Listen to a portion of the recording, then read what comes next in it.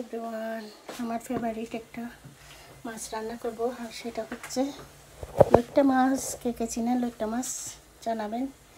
চট্টগ্রামেই পাওয়া যায়, তো এখন তো সব পুরা দেশেই পাওয়া যায়, তো প্রবাসে থেকেও ইনশাল্লাহ লইট্টা মাছ এখন দুবাইতেও পাওয়া যায়।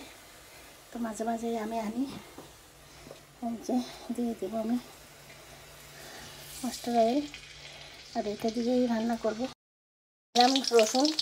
রসুনটা একটু ব্রাউন করে আমি বাকি পেঁয়াজ কাঁচামরিচ এগুলো দিয়ে দিব। দিয়ে সব টমেটো অর্ধেক দিব, অর্ধেকটা কাঁচামরিচ দিব,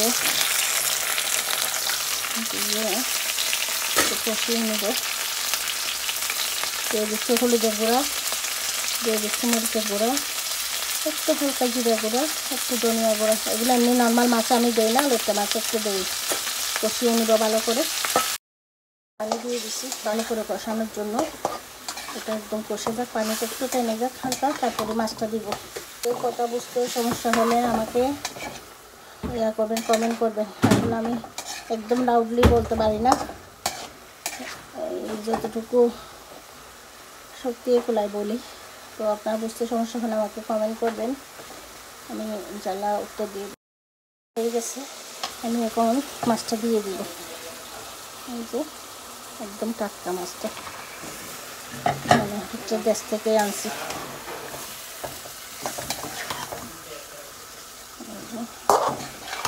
এই সময় একটু নাড়া যাবে, পরে নাড়া যাবে না। এই সময় আমি একটু ধনে পাতা দিয়ে দেবো। ধনে পাতা, কাঁচামরিচ, পেঁয়াজ, লইট্টা মাছ যত হয় তত মজা।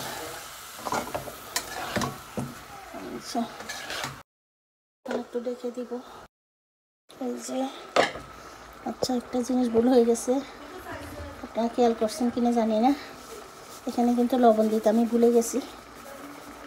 লবণটা দিই,